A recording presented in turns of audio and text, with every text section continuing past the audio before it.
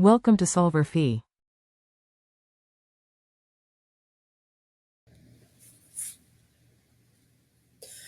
This is the answer to chapter 27, problem number 12 from the Smith Organic Chemistry textbook. And this problem is asking us to consider cycloheptatrienone and ethylene, and to consider three different types of cycloadditions that can happen between these two molecules. So for A, we're asked to consider a 2 plus 2 cycloaddition. So 2 plus 2 cycloaddition means that two double bonds are going to be involved in this reaction. And so we can just draw the two molecules pretty simply as they are. And we can just look at what will happen if two double bonds are part of this cycloaddition. So we will get a new bond that forms there, and a new bond that forms there. And again, this 2 plus 2 is pretty straightforward. And we can just redraw the cycloheptene. Oops. So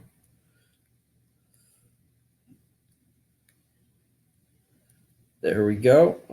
So remember, these other two double bonds in the ring are not really going to participate in this reaction at all. And then we will have our cycloaddition that takes place there. And so that's the product for A. And it's pretty straightforward. Unfortunately, B and C are sort of harder to visualize. So B is going to be a 4 plus 2 cycloaddition. So 4 plus 2, that means two double bonds from the one starting material are going to react with one double bond from the other starting material. And so we can draw the electrons moving. We should consider the new bonds that will form. So there, and then these electrons will move there. And then, so to draw our product, we are going to do this, and just bear with me for a moment. It is sort of hard to draw some of these things in 3 dimensions. That.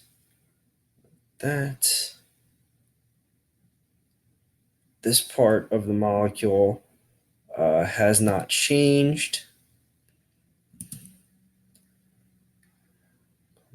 There. There is our ketone unaffected by this reaction. Down there to the other bridgehead. Then like that. And so that is our cycloaddition product for B for the 2 plus 2. Oops, and I did omit a double bond. So there we go. There's our product. So this double bond, this top double bond, was uninvolved in the reaction and did not change. And then we have the cycloaddition. So we have a new ring added and one double bond remaining where formerly there were two. Okay, and then so for C, we're asked to consider a 6 plus 2 cycloaddition. So in this instance, all three of the double bonds in the cycloheptatrienone are going to participate, as well as the double bond in the ethylene. And so we can draw the electrons moving there. So there and there. And then these other two bonds are participating as well. So those electrons will move over and those electrons will move over. And so the product of this reaction is going to look like this.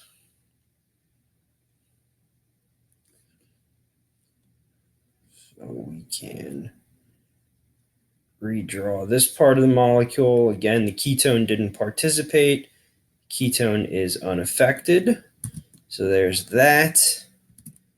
And then we have our cyclo addition, so the ethylene added there.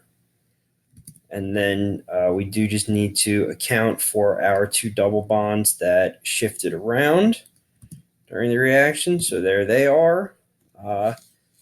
And that is our product for C. So remember the numbers when we say 2 plus 2, 4 plus 2, 6 plus 2, we're talking about the number of electrons that are participating in these cycloadditions. So for A, 2 electrons that make up this double bond. Well, here, actually, let me highlight it for you. So the 2 electrons that make up this double bond and the 2 electrons that make up this double bond. For B, the 4 plus 2, we have 2 electrons here participating, 2 electrons here participating, that's the 4, and then 2 electrons here, and that's the 2 of the 4 plus 2. And then likewise for C, we have 2 electrons in this double bond, 2 electrons in this double bond, 2 electrons in this double bond. So that's 2, 4, 6. And then here are our 2 electrons from the ethylene, and so that's the plus 2. And that is the answer to chapter 27, problem number 12.